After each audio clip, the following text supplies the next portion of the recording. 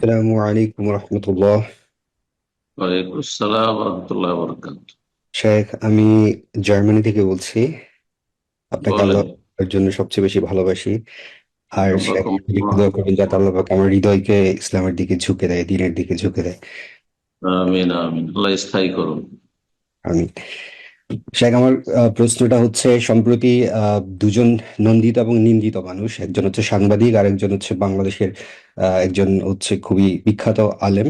তাকে প্রশ্ন করা হয়েছিল, যদিও বা দে- আহ, তিনি হচ্ছেন মাজার পূজারী এই টাইপসের আর কি, সুফি টাইপসের আলেম। তাকে প্রশ্ন করা হয়েছিল যে মুরতাদের শাস্তি ইসলামে কি। তো তিনি হুম, বলেছিলেন যে মুরতাদ মানে যারা ইসলাম ছেড়ে দেয় এরকম। তো তিনি হুম, বলেছিলেন যে সরাসরি হচ্ছে তাদেরকে মৃত্যুদণ্ড দেওয়া হবে, তাদেরকে মেরে ফেলতে হবে, হত্যা করতে হবে এরকম। তো ওই সাংবাদিক প্রশ্ন করেছিলেন যে আল্লাহ রাসূল সাল্লাল্লাহু আলাইহি ওয়াসাল্লামের সময় তিনজন ব্যক্তি ইসলাম ছেড়ে দিয়েছিলেন এবং তিনি কখনোই তাদেরকে মারেননি।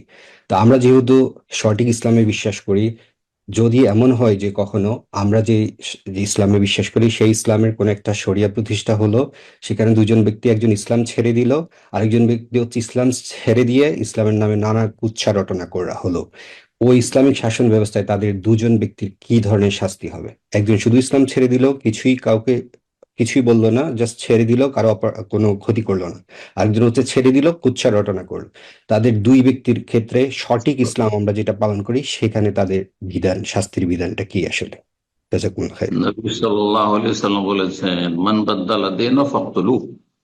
যে ব্যক্তি দ্বীন ইসলামকে পরিবর্তন করে, দ্বীন ইসলাম পরিত্যাগ করে, তাকে হত্যা করে, এটি ইসলামের বিধান। কিন্তু এসব কাল্পনিক ইসলামী বিধান জিজ্ঞেস করছেন, আপনি থাকছেন অমুসলিম দেশে আর জিজ্ঞাসা করছেন এটা কি আপনার শোভা পায়, ফায়দা কি এতে? এইভাবে মানুষকে আহ, এমন কিছু বলা যেটা যে কোনো ফায়দা নেই, আপনার জীবনেও ফায়দা নেই, আজকাল মুসলিমদের সাধারণত জীবন নেই, আপনার নিজের দেশে সেখানেও মার্গ রচিত বিধান, সেখানেও তার বাস্তবায়ন নেই। তো এসব চর্চা করে আপনার লাভটা কি বলেন?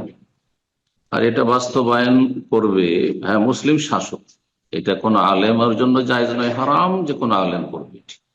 কোনো পীর করবে, ওই সুফি করবে, এটাও জায়েজ নয়। আর হ্যাঁ, কোনো সংগঠনের নেতা করবে, এটিও জায়েজ নয়। কথা বোঝা গেছে? এর জন্য মুসলিম শাসক হইতে হবে, তারপর নিজের দেশের ভিতরে করবে, দেশের বাইরে কেউ মোরতাদ হয়ে গেল অন্য দেশে, আর তার জন্য আন্দোলন আর বিক্ষোভ করিয়া তারপরে তার বিচার চাই, আর ভাই দেশের শাসক কি করে অন্য দেশের বিচার করবে? অন্য দেশে সে অপরাধী রয়েছে, এই সমস্ত বিষয়গুলো রয়েছে। সুতরাং এমন প্রশ্ন করে যেগুলো আপনার কাজে আসে। আমাদের জমে এমন প্রশ্ন করবেন না যেসব প্রশ্ন কোনো ফায়দা নেই। এখন আল্লাহ বোঝার তৌফিক দান করুন।